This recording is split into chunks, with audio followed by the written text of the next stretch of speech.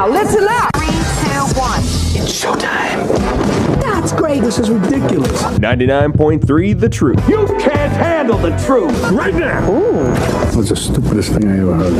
Let's do it. Hit it. It's time for Mac's World. And here we go. Everybody, let's get it started. Let's get it started in here. Call Mac 244-0077 or text 809-0993. It's showtime, everybody. Showtime. Exclusively on 99.3 The Truth. Good afternoon. It is 3:07 on a beautiful, bright and sunny, albeit cold, Tuesday afternoon. This is Mac's World Live. Chris Roloff filling in for Mac. Regular cast of characters are here on a Tuesday. Our regular cast of characters are here. Bob is producing Bob is watching the chat and the text line. Frank is here, and I'm sure you're going to get an earful from Frank today. He's just on fire. He's all Frank. He's all Frank today. All Frank all the time. All Frank. Jeb is producing the broadcast, and our normal Tuesday guest, co-host, Tom Coates is here. Tom, how are you? I'm doing very well, Chris. Thank you very much. It's good to have you here. As Frank pointed out, it's been a little while. But has it only been 1 week that we missed you? Yeah, I don't know what was happening. I think I missed last week, and I don't remember exactly now why I had to miss. But it's unusual when I miss on a Tuesday in here. It is. It doesn't feel right. My week gets all out of whack. And Will Rogers is with us. And you dropped the mic recently. Not our microphones, but you dropped the mic. You are no longer the head of the Republican Party here in Polk County. That's chairman, correct. So. This was my November 22nd was my last night as chairman, and that had marked 4 years as chairman, 2 years as co-chairman, and I was executive director for about 18 months. So it was time for somebody else to do the job. So. And as you said earlier today, you are now living the dream. You are free. So, but you're still going to stay involved in politics. That's no doubt. right. Absolutely. So what's next for you, Will? You know what? Just let's get through the holidays. And there you go. Let's just get through the holidays in one piece, and then my work life will start changing a little bit as well. We get up to the state capitol about the second week of January, so that session's going to start back up here pretty quick, and then we're going to go figure it out from there. It's going to be 2017 is going to be an interesting year here in Iowa. Absolutely. Yeah, we had a kind of a big change that happened. Absolutely. Or, well, I guess it's happening. Where are we at on that? I'm talking about. Let me give you. So, for the listeners that may not know about this, President-elect Trump has asked Governor Branstad to serve as the ambassador to China. Right. Now, or like I like to say, China. Anyway, yeah, that's the best Trump impression I've got. Sorry. Well, Governor Branstad is going to have to go through a confirmation process. This probably isn't gonna get really set into motion until March or April. So Governor Branstad is going to have the majority of the session to really lead an agenda at the State House, and he's going to probably take a little bit of heat as well from the Democrats and labor unions that he's going to upset with hopefully some of the changes that are going to be going on this year at the State House. And that'll be good for a couple of reasons. Number one is that I know that, Governor Branstad has Lieutenant Governor Kim Reynolds is his partner up there in terms of the State House. And this will take a lot of the heat and pressure that would have been, let's say, if she just took over tomorrow, that she'd be feeling right away. And I know that there's a path for Lieutenant Governor Kim Reynolds, not just to become governor by appointment, but by election in 2018. And this just makes that path a little bit wider for her on her journey to that. So what I'm hearing you say, Will, is you're optimistic. Oh, absolutely. Absolutely. First of all, if you'd stay involved in politics as long as I have, you got to remain optimistic, or you just throw up your hands and quit. Sure. Well, that's good advice. Yeah. So, that's the big thing that's going to happen right now is that Lieutenant Governor Kim Reynolds will take over probably the responsibilities of governor sometime later this spring, probably around, I estimate somewhere in April, maybe as late as May.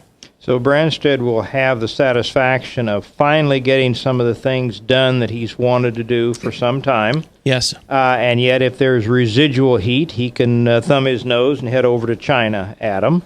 Now, I went to the Trump event last week, Will. I wasn't planning on it, but a mutual friend of ours, Ed Brown, who's been on the show before, contacted me the night before and in essence said his wife didn't want to go. Did I want to take the seat?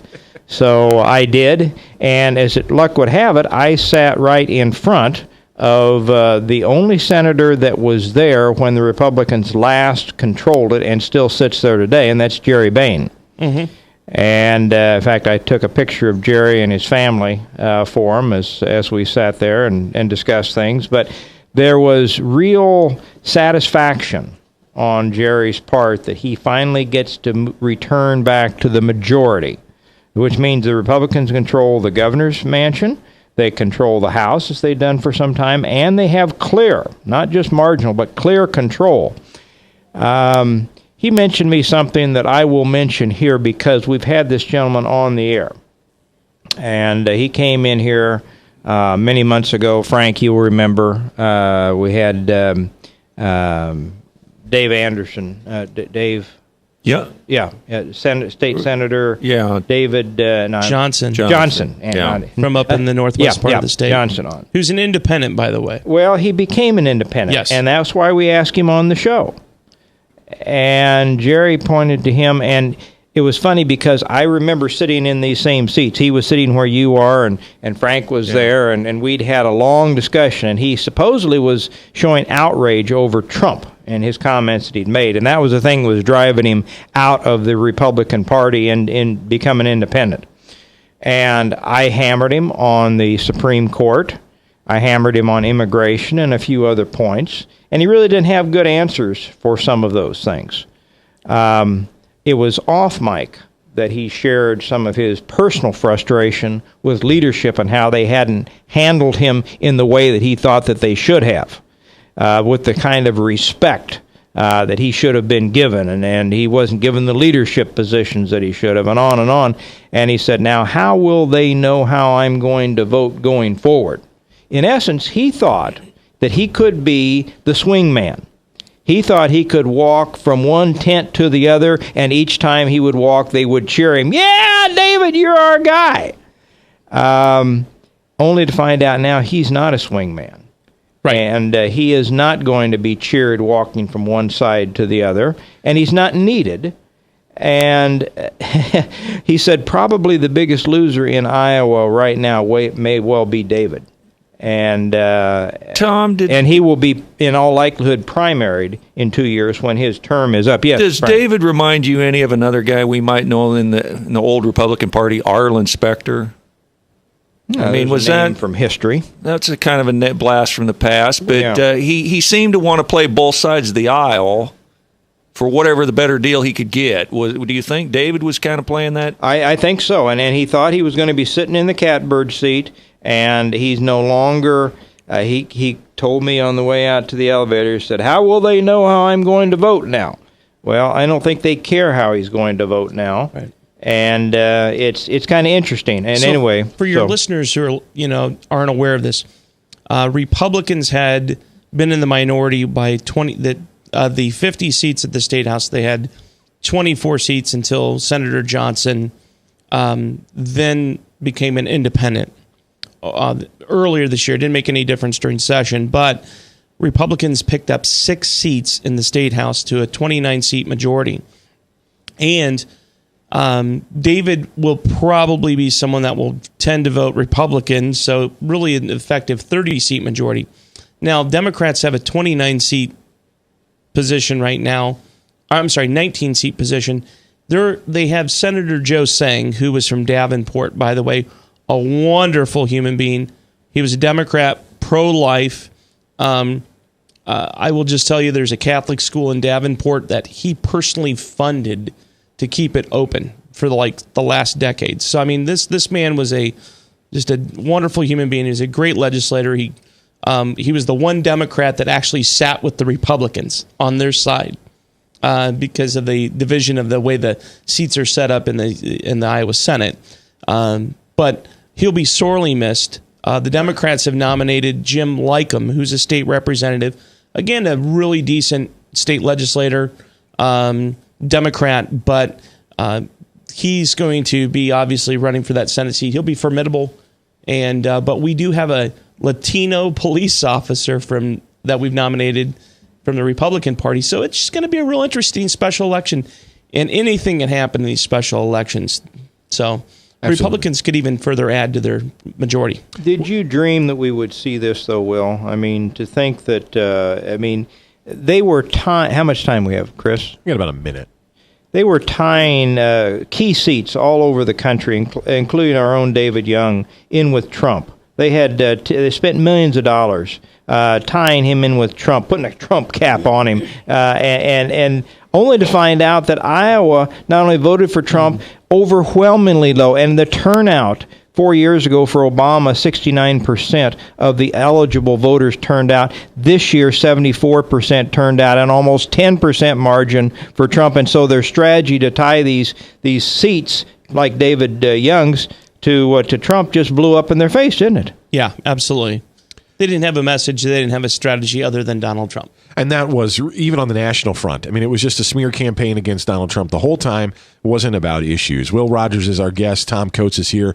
Frank is here. Bob and Jeb. And I'm Chris Roloff filling in for J. Michael McCoy. But as Mac always reminds us, it's your voice we want to hear. If you've got a question for Will Rogers or Tom Coates, want to talk politics a little bit on a local level, we want to talk about what's going on here in Iowa. And Will, when we get back, I want to hear from you.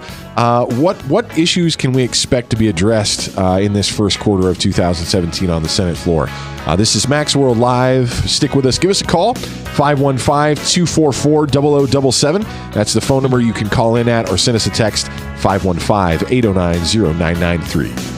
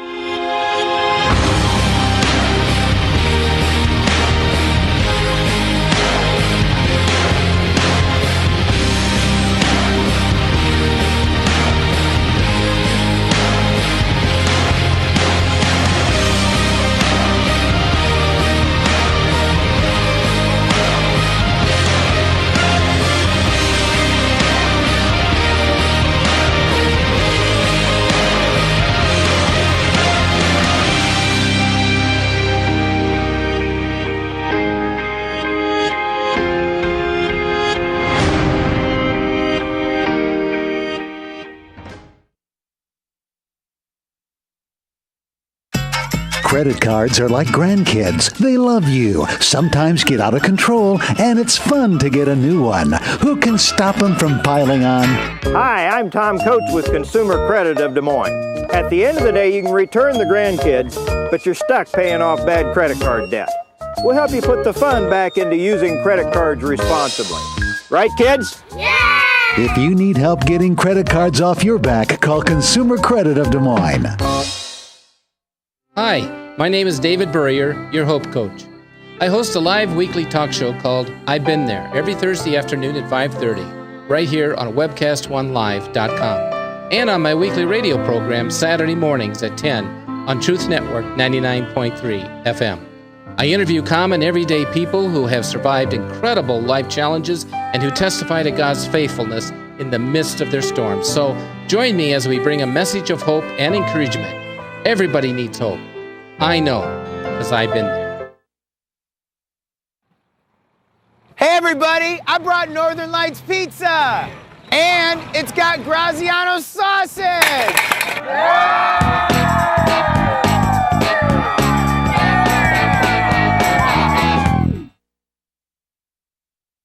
Rock and Prevention is celebrating 25 years of creating a caring community. We want to say thank you to the tens of thousands of Rock High School mentors that have carried our message of health, love, and encouragement to over 1.5 million children, teachers, and parents. Our mentors teach children methods and skills to prevent bullying and drug use. Thank you to all the school administrators, teachers, and counselors for their opportunity to serve you. Rock on, fair citizens. Rock on.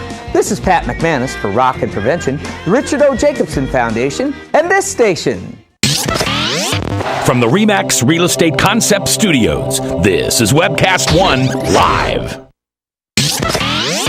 From the RE/MAX Real Estate Concept Studios, this is Webcast One Live. Oh, you better watch out, you better not cry, you better not pout, I'm telling you why.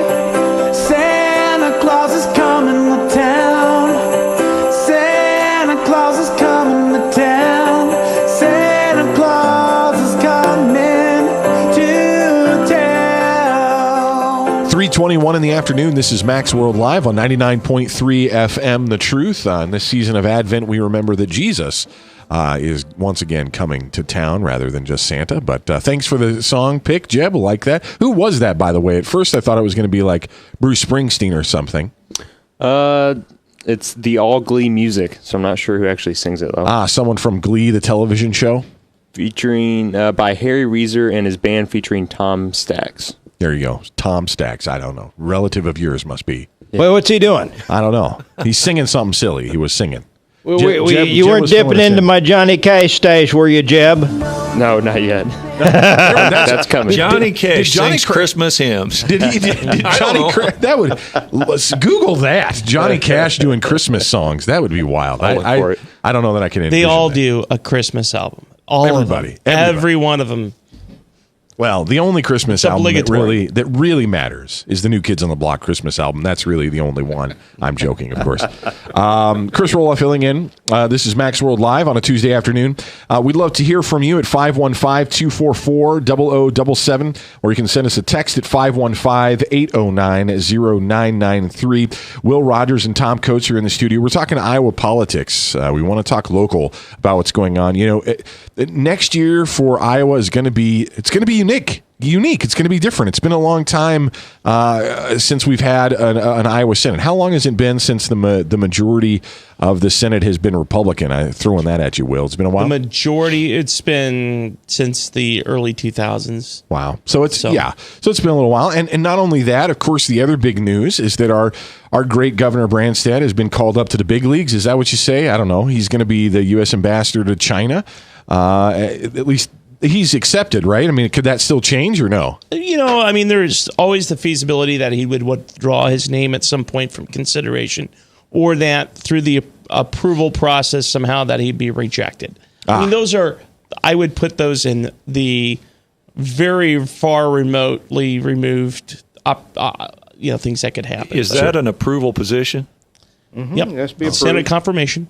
All right, so there's still time for that, and that would open up the door though for Lieutenant Governor Kim Reynolds to step into the position, which is kind of exciting. We had some Trump protesters in here the other day, and we asked them, are you guys really excited now that Kim Reynolds is going to be the first female president or governor of the state of Iowa?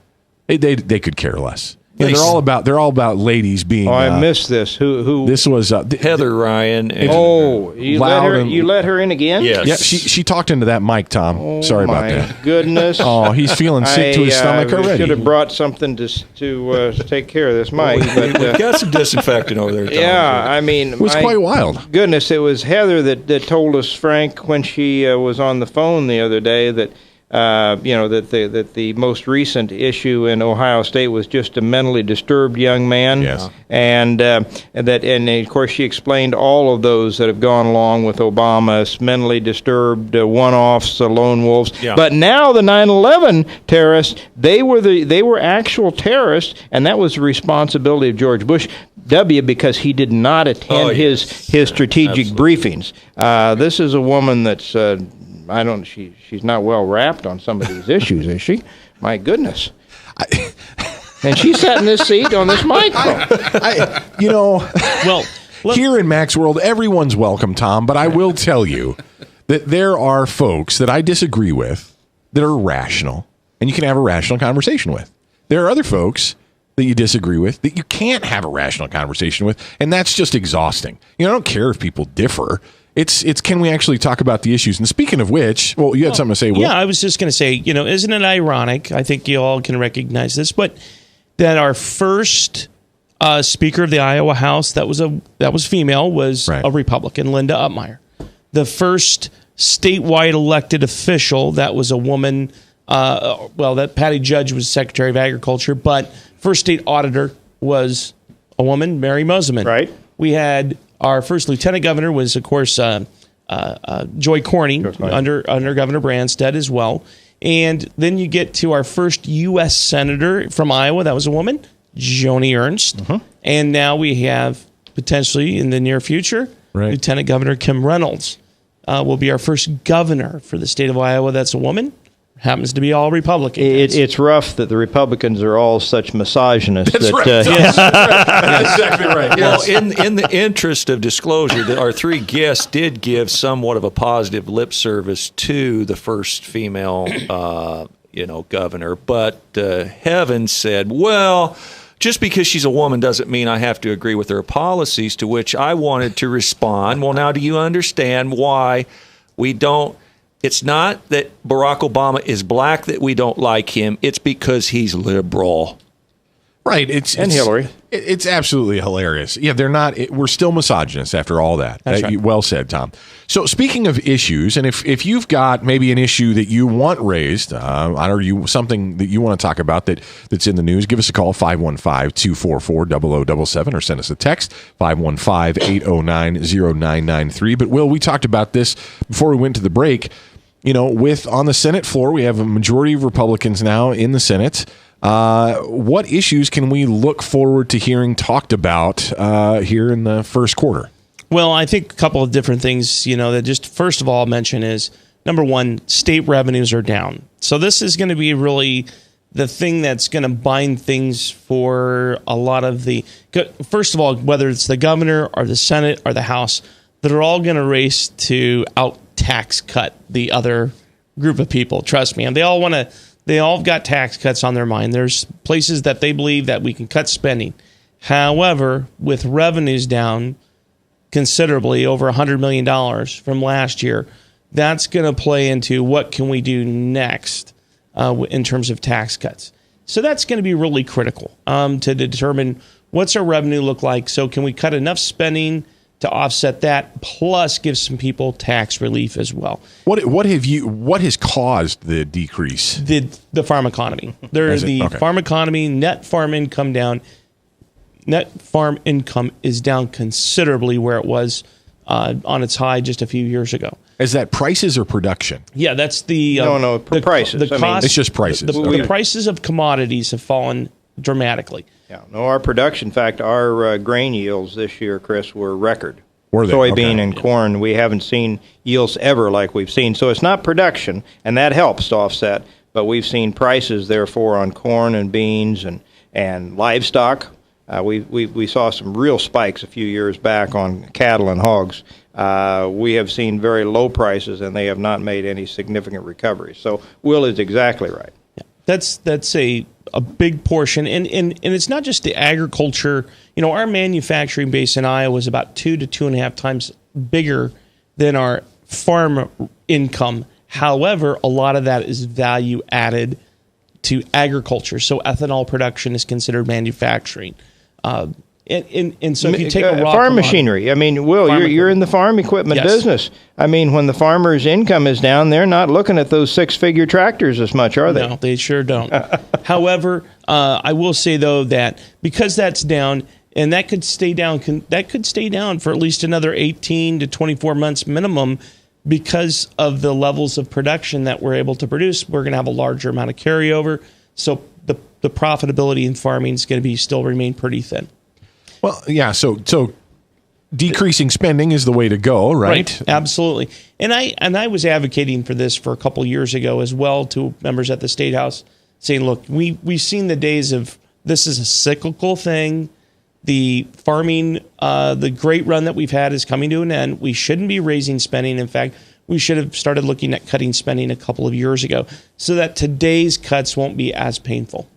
But we had a person named Gronstall that stood in there, and every good bill that came up in front, we would say it would be a place to go to die, because he put the kibosh on any number of good bills along those lines, didn't he? Well, and one of the things that always comes up with education or collective bargaining at the State House is that the education lobbyists, the union lobbyists, always come in and they want every year 10% increase in wages and benefits, okay, in terms of the spending that goes there. And then the Republicans in the House will say, yeah, we're going to give you nothing. And then eventually they come up with a compromise at 1%, 2%, maybe 3% somewhere in there. But that's, again, budgets are going to be really tight this year at the State House. I mentioned collective bargaining, and I think that Governor Branstad and Republicans are going to push through some reforms there as well. What those are exactly going to be, we don't know yet. State employees might start paying for part or a majority of their insurance benefits. We might see that pension reform come around. These are some of the same issues that Governor Walker tackled a few years ago that caused a great deal of protestation from the liberals and the unions up in Wisconsin. But he still got his agenda through. He got it all done. And, Governor Walker in Wisconsin's in a much better position now than they were 4 years ago. You mean those guys that beat the plastic buckets up there in the State House? Yes. We've talked that these state jobs, and they have proliferated, once upon a time used to be making less than their private sector counterparts. They maybe had better benefits and they had job security, but they did not make as much as their private sector counterparts. And some years ago, that flip-flopped. Right. We're running 140% plus of the average compensation for a state worker as his private sector counterpart, with better benefits, and it's very difficult to get rid of them. So things need to change. We should not have the inmates running the asylum. Well, one of the things I just want to say this, I know a lot of the people that work at our State House work for state government. They're hardworking, dedicated people. They do a great job. Look, if somebody was going to lay an extra $20,000 on my, in my paycheck every year, I'd be glad to take it. I'm not going to turn the money away. At the same time, that's an administrative function. Government should have been on top of this a while ago. And hopefully we'll be able to correct that. Well, and some of it's just a political philosophy difference. I mean, right? Yes. I mean, if you have a Democratic-run state, they're going to think big government jobs are the way to go, paying more for government. Government is the salvation of any country. We can fix all the problems, all that kind of stuff. So it makes sense. So maybe we'll see some more conservative stuff going on. Now, Bob, you were concerned about pensions. How is this? How do you see this affecting you, and what would you like to see? I have no idea. But obviously people don't want to lose their pensions, and I believe the Republicans want to maintain that, but do a better job to give more options, which they talked about for quite a long time, for years, while I was working. Yeah. We know right now that the state IPERS, this is the Iowa Pension Fund, is currently underfunding its liability. So it's about $5.6 billion, which of the entire pension fund is only it's a single-digit amount right now. However, we look down, we look at other cities, like Detroit, Chicago and Illinois, New Jersey, and some of these other states.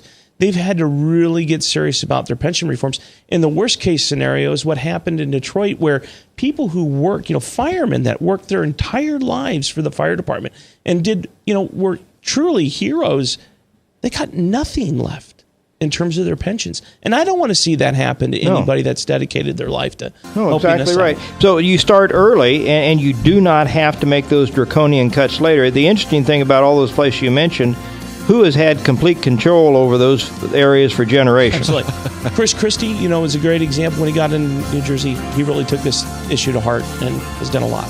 We've got so much more to talk about. Will Rogers is our guest. Tom Coates is here on Max World Live on 99.3 FM The Truth.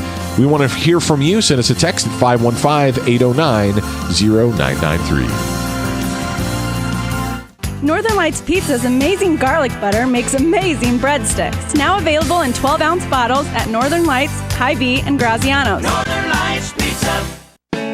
I'm Brian Leach, owner of Service Legends, and my position is Chief Talent Officer. I'm Nicholas Wonderscheid. I am Bernie Homs. And I'm the Service Manager. Marketing Director and Client Relations Manager. Everything that we do is about ensuring that we exceed your expectations. Our clients are important to us. 100% satisfaction. We're not just focused on heating and cooling. That's the easiest part of our job, actually, is fixing furnaces and air conditioners. Everyone that we come in touch with, we want to improve lives. Bottom line is, we've got our installation guarantees, 25% energy savings guarantee, comfort guarantee, temperature selection guarantee, property protection guarantee. 100% satisfaction guaranteed.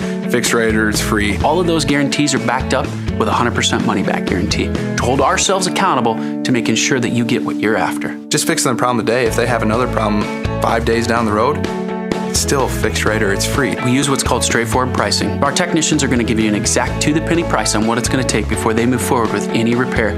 That way you know what to expect. It's the same price every day.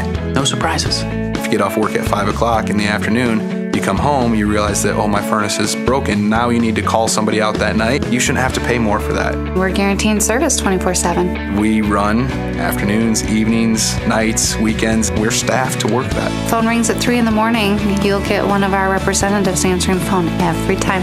We're not sending you out to Timbuktu in some call center. It's our Service Legend team members, our mission control team. I'll take a call anytime. And then they answer the phones the same way during the day as they do at night. It's a great day at your service company. How can we make you smile? That's the only way to provide true 24-hour service. When you're able to let somebody actually live in their home safely when they weren't able to do that before, where they don't have to stay up at night and worry about, is the heat going to come back on? Are we going to freeze the pipes? Is the baby in the room next door going to be sick because they got too cold? When you're able to help somebody overcome challenges like that, that's impacting a life. That makes a difference. I get goosebumps thinking about it. I love the team. I love the people that I work with. We have fun, but we work hard.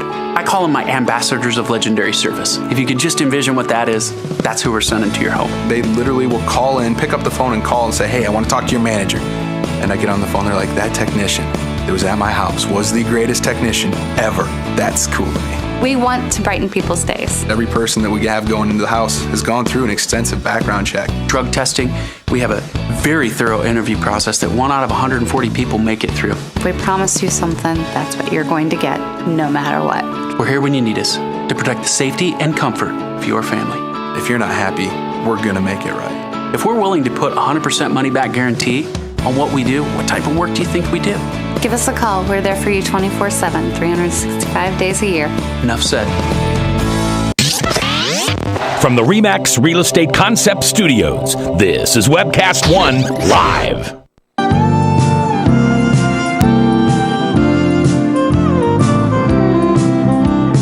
I'll be home for Christmas. You can count on me.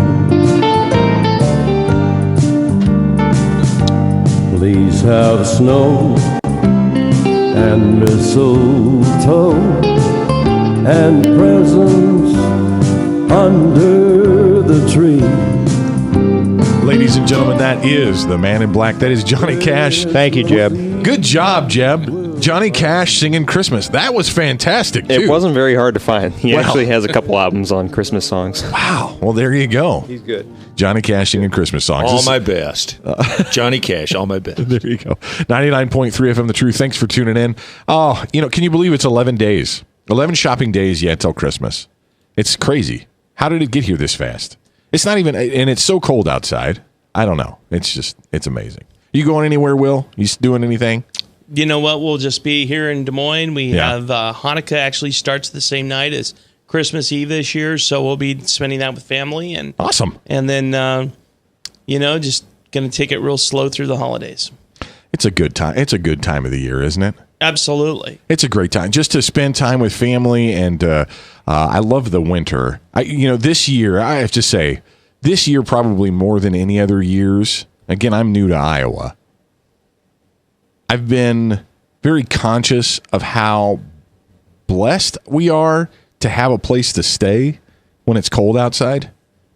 I love that it's cold. I love that it's cold. I love the snow coming down. I love that it's icy outside. I love it from my couch looking out the window. You know what I mean? Like, it's fantastic from right there. But if you're out there living in it, man, that's just completely awful. This year, for whatever reason, it's just become kind of real to me, and a lot of people are thinking about that as well. Our good friends over at Hope Ministries, would appreciate your charitable contributions if you're looking for places to give this year as well. So, We were talking about. Oh, wait, Will. Thank you for reminding me. Thanks for reminding me, Will. Ladies and gentlemen, I'm going to go get some coffee. It's Frank's World. No, I wanted to ask you about this thin lead they have in the federal Senate. I guess apparently the Kennedy guy won in Louisiana on Saturday, so they have a 52-48 lead. Majority, yep. Majority. Now, there's been some shots fired over the bow that there's going to be a couple of people that's not going to play nice. Particularly, Marco Rubio's talking about not wanting Rex Tillerson. And that the guy in Kentucky, Rand Paul, isn't keen on a couple of his potential Secretary of State picks. Even if they use the reconciliation maneuver, which the Democrats use to pass stuff by a mere majority, do you think there's going to be some people who potentially Trump ran against who is going to try to have an axe to grind because of their grudges, potentially like John McCain and George Bush Jr.? Well, first of all, Jeb Bush really won't have any effect on the You mean Senate. Lindsey Graham? Well, Lindsey Graham, I think, is kind of starting to maybe come around and play nice. But John Bolton, for example, give Rand Paul indigestion, the thought of John Bolton, and the thought of Rudy Giuliani, and the thought of a couple others. Rand Paul says he was going to filibuster. Do you think we'll be having problems from those guys, or will Trump be able to get those guys in line? I think that, look, the amazing thing about Donald Trump is, and this is what his strength has been along the entire time, is the ability to make deals. I mean, he can get things done. And I think that, there's always this initial reaction that people have to things that Donald Trump says or does, or, this process isn't anything different than we've seen before. However, I'm saying this, they might be saying it might be a part of a process which they can influence the process to get something more for themselves as well. I'm not, what is it that Marco Rubio wants? Maybe he wants to see immigration reform. Those might be a part of it. Might be part of their strategic processes. I think that the vast majority of Donald Trump's picks at this point, in terms of his appointments, are going to pass through with flying colors, no questions asked. Very little Democrat blowback as well, and we'll just there's always some political grandstanding. I know the Democrats want to collect a scalp here or there if they can, Right. Mm-hmm. But that being said, I think that everybody so far is going to go through. Let me ask this from a little different angle. The issue came up the other day in regards to the Russian hacking. We could talk a long time about. Tell me, can you answer this? What did the Russians do that actually influenced the outcome of the presidential election? Nothing. And the politicalization of the CIA. Some of the former top CIA people came out and opposed to Trump in the election. The guy they've got in there right now, what's his name here? The guy's head of the CIA, this John Brennan, actually had voted for a communist in the election before he became into the CIA. So it is not, as many of the branches of our government now are not aside. I don't care whether the CIA or whatever they are from politics. So we've got that. Now, Trump pushed back by stating the obvious. You don't know it's Russia, and you certainly don't know what their motives are. The FBI and some of the other intelligence agencies have said it may have been the Russians, but we have no indication that they had the intent to put you in the White House, or could they have done that? Now, the problem I've got right today, though, Will, is that Mitch McConnell and Paul Ryan, instead of backing up Trump in his defense of himself and this Russian hacking, that Russia and China have been hacking us for a long time, and nobody in the Democrat Party seems to have cared a lick about that, whether it's the Pentagon or anything else, and all of a sudden the fact they take a whooping, now they're going to blame the Russians and have this investigation. They want it on Barack Obama's desk by the time he leaves. I did not like Paul Ryan and Mitch McConnell's response. Now, that dovetails back with what Frank said. My concern is that the establishment elitists, which the public seriously rebuked on both sides, are still laying in the weeds waiting for Trump if they can catch him at something. Okay. So here's two things, and I'm going to add a defense of perhaps Paul Ryan and Mitch McConnell and anybody else that's asking for an investigation. By all means, we need to take very seriously any influence by any outside government in our electoral process. Okay? That being said, again, I come back to this question. What did the Russians do, or whoever else did what, that influenced the outcome of this election?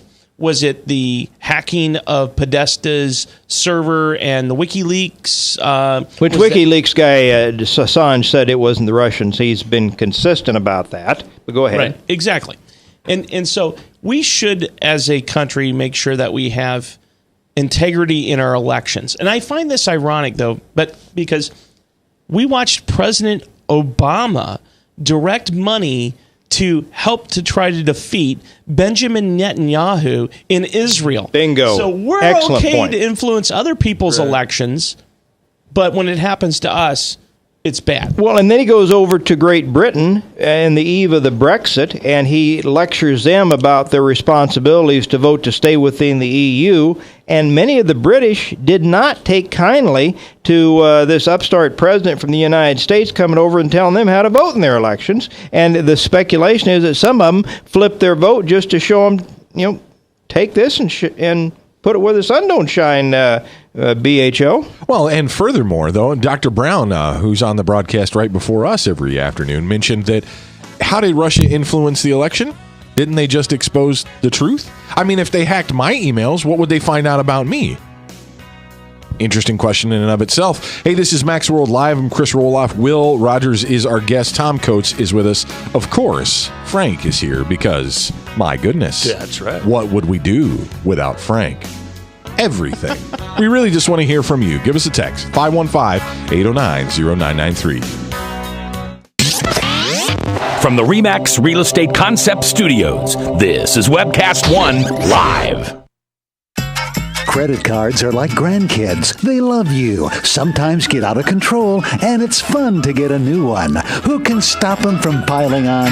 Hi, I'm Tom Coates with Consumer Credit of Des Moines. At the end of the day, you can return the grandkids, but you're stuck paying off bad credit card debt. We'll help you put the fun back into using credit cards responsibly. Right, kids? Yeah! If you need help getting credit cards off your back, call Consumer Credit of Des Moines. Rockton Prevention is celebrating 25 years of creating a caring community. We want to say thank you to the tens of thousands of Rock High School mentors that have carried our message of health, love, and encouragement to over 1.5 million children, teachers, and parents. Our mentors teach children methods and skills to prevent bullying and drug use. Thank you to all the school administrators, teachers, and counselors for their opportunity to serve you. Rock on, fair citizens. Rock on. This is Pat McManus for Rockton Prevention, the Richard O. Jacobson Foundation, and this station. Northern Lights Pizza, your home of the tasty crust. Our garlic butter sauce now available in 12-ounce bottles at Northern Lights, Hy-Vee, and Graziano's. Northern Lights Pizza. Hi, my name is David Burrier, your Hope Coach. I host a live weekly talk show called I've Been There every Thursday afternoon at 5:30, right here on webcast1live.com, and on my weekly radio program Saturday mornings at 10 on Truth Network 99.3 FM. I interview common, everyday people who have survived incredible life challenges and who testify to God's faithfulness in the midst of their storms. So join me as we bring a message of hope and encouragement. Everybody needs hope. I know, because I've been there. From the RE/MAX Real Estate Concept Studios, this is Webcast One Live. From the RE/MAX Real Estate Concept Studios, this is Webcast One Live.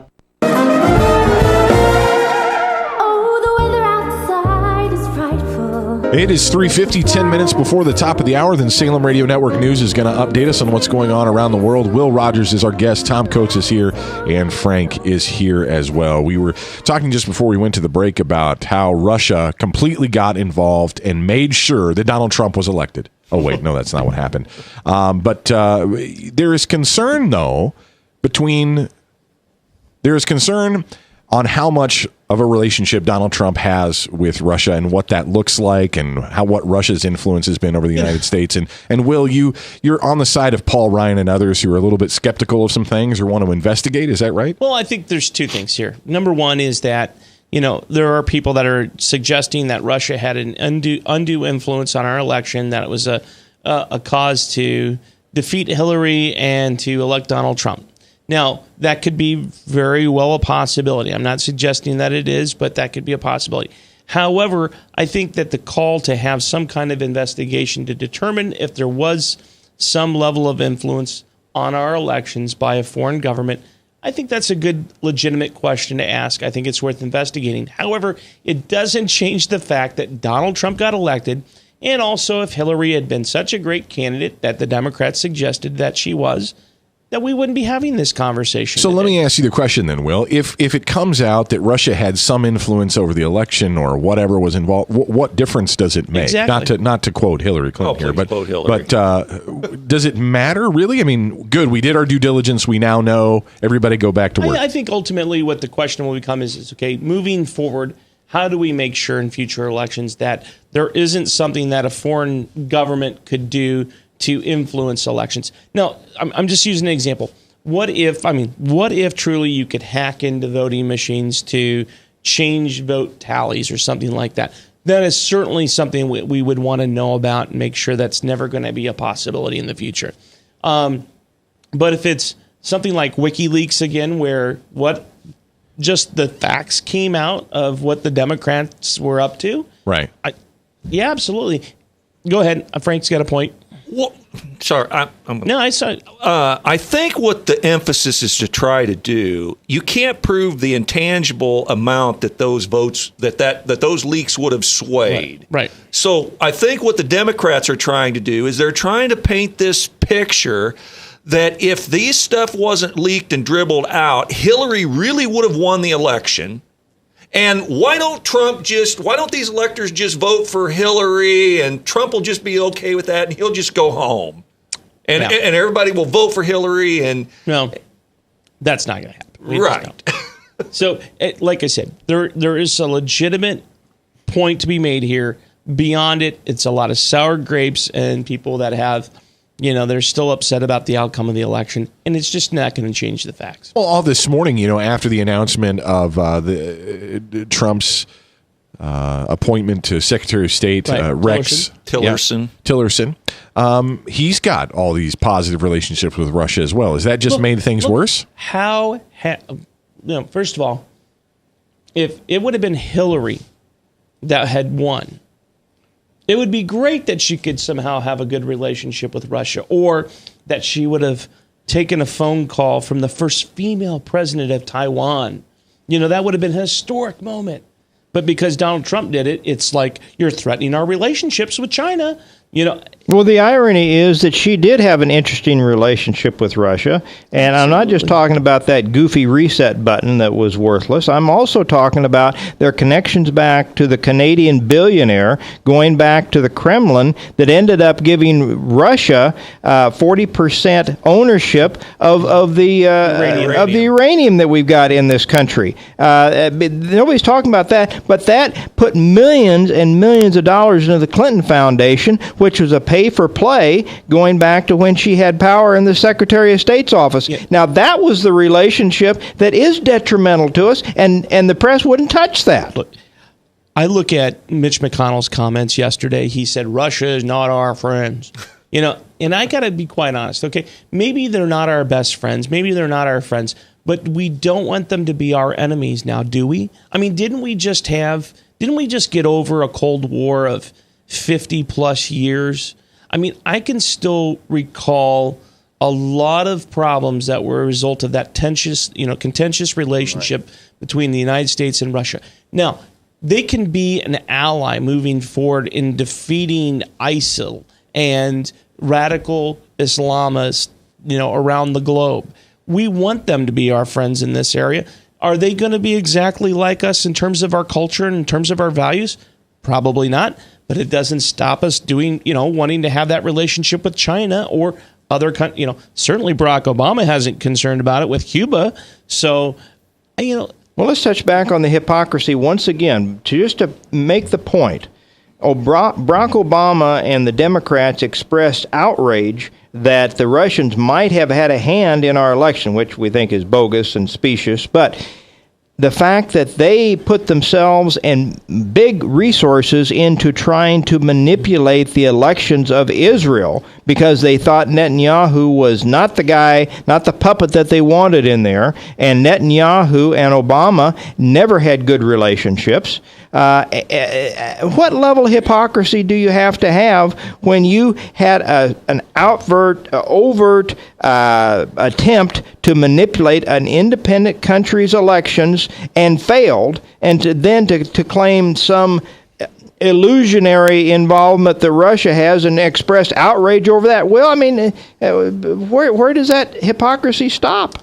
It doesn't with the Democrats, unfortunately. I mean, you as a Jewish gentleman, you've got to feel a little bit upset about their attempt to control the nation of Israel's leadership, right? Absolutely. Well, wasn't there also a big stink about the fact that someone in the United States had hacked Angela Merkel's something or another? Yes. And it was the idea that if we're not hacking each other, why aren't we? Here's the, I had someone approach me earlier this year who said something about, Israel is not an ally of the United States because they spy on us. Guess what? They all spy on one another, okay? Every government spies on every other government. They try to gather as much information about whatever else goes on. The fact that we had been listening to or receiving, bugged Angela Merkel's cell phone and had her text messages and emails and all of that thing. Look, in an ideal world, should we be doing that? Probably not. However, it's just a fact of doing business in the intelligence world. And I don't, if we're not using it for nefarious reasons, it's probably just it just goes with being in that business. So Will Rogers has been our guest. Will, thanks for sticking around for the first hour. Tom Coates is going to continue. We're going to continue to talk about politics on a local and a national level. It's your voice we want to hear on Mac's World. Give us a call at 515-244-0077, or, of course, send us a text at 515-809-0993. Coming up next in just a few minutes, the Salem Radio Network News, and then we're back live right here, high atop the Merle Hay Mall, as we continue to shop for the people that we love this holiday season. This is The Truth, 99.3 FM.